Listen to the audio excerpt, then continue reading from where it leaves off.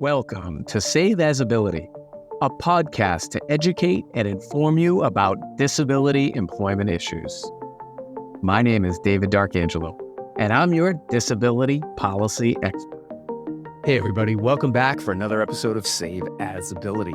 It's David D'Arcangelo, and today we're talking about really something that I think is innovative that I've come up with, okay? Now, this may be a little bit of a two-part episode, and really what we're talking about here is big picture stuff, okay? We're talking about like market mechanics, okay? And how people with disabilities impact that or don't impact that, all right? So let's get right into it. We're talking about market mechanics here. We're not talking about charity. We're not talking about big federal government programs or bureaucracies. And, we're talking a little bit more about like capital allocation, okay? Why? Well, because we know, and we've been over this in episodes, all right? Let's go over the data just to level set here. Roughly 1 in 8 working age Americans are a person with a disability. Roughly 1 in 4 lives at or below the federal poverty level. There's a 40% gap, 40-point employment gap between Americans with and without disabilities. All right.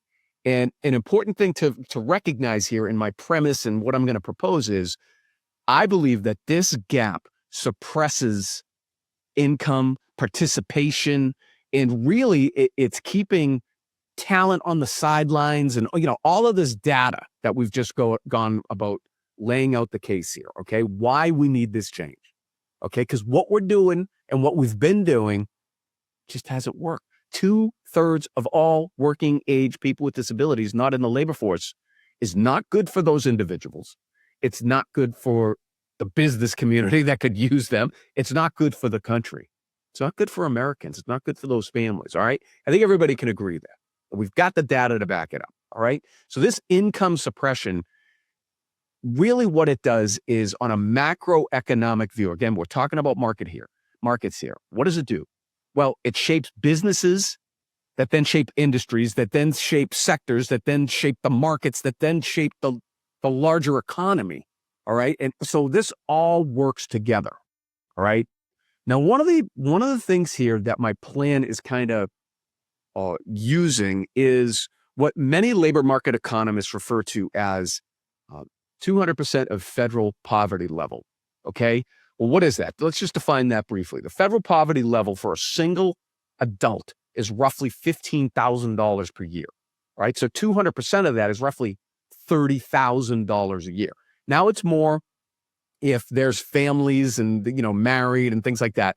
For this exercise, that's what we're using though, all right? And economists use this 200% of federal poverty level as a threshold for financial vulnerability. The point below that is where economic participation becomes constrained. And why? It's pretty obvious because, if you're bringing in $30,000 a year, there's not a lot of disposable income there to be starting businesses and buying big purchase items and all those types of things, all right? So a substantial share of working age adults with disabilities are falling at or below this line. Okay. So yeah, there's the aggregate, big data that we were talking about in terms of numbers of individuals, but then it's backed up by this economic data as well. And so what does this mean? Well, that means that there's among this group of working age Americans with disabilities, lower spending power, lower access to capital, delayed purchases, limited investment and things like that. And, the ability to start a business and, do all the stuff that people want to have in the American dream, okay? And markets end up responding to this purchasing power or lack of purchasing power. They view it as like this unmet need. So as we've had in recent episodes with Chris Marr and Artie, there are people and entities trying to solve this and trying to say, well, wait a minute, how can we get the private sector involved?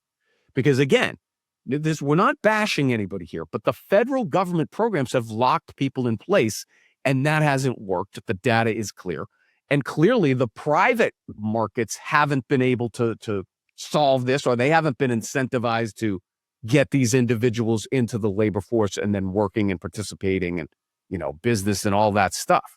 All right. So part of what I'm positing here is when income is suppressed, demand appears smaller than it actually is, and the less attention is paid to these people with disabilities who we know and love, who I'm a person with a disability right here. Okay, so that's what we're trying to do. Now, that kind of sets the stage here. All right, so what about this, Dave? Well, I really believe that we need to introduce competition here. I really believe that we need to bring these private sector entities in on this and incentivize it in a way. Now, many have said, well, that means more government intervention. No, we've tried that. It has not worked.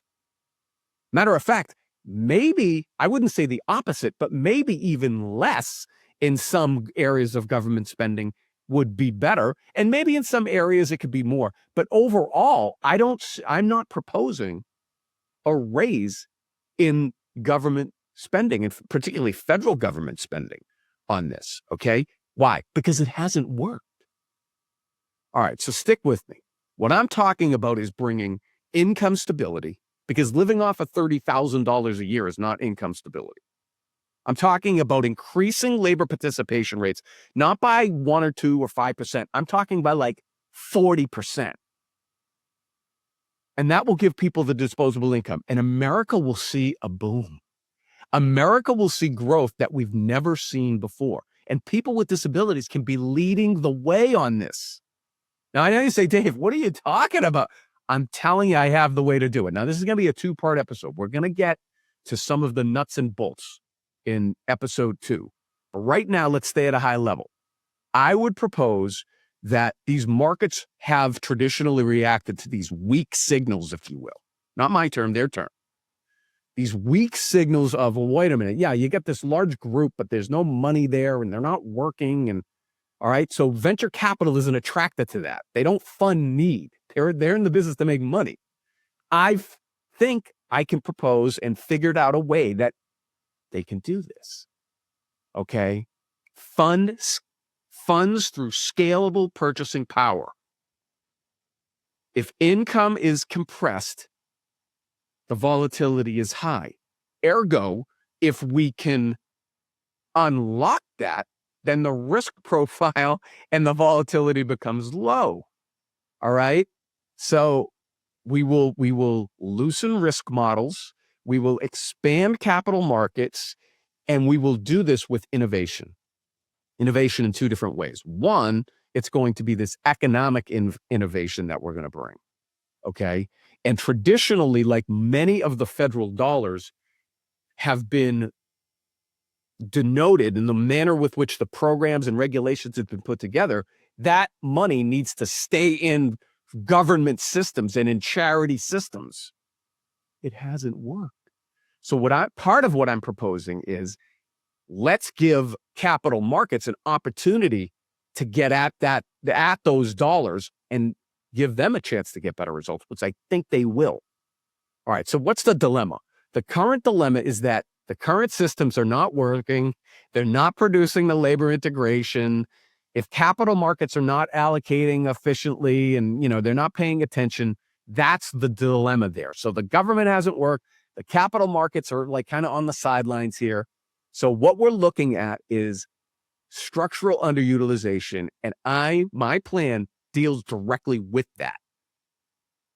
No more idle labor capacity, no more underdeveloped markets, no more, mispriced risk or all these things that venture capital and all private markets look at. No, this is going to be an economic opportunity that's going to benefit individuals with disabilities. Okay, that's macroeconomic thing. Now, let me now tease out the better deal, and we're going to deal with most of the better deal in episode 2. But basically, my proposal is not bigger bureaucracy, not permanent subsidies. Matter of fact, we're going to prompt fade those over time. Okay?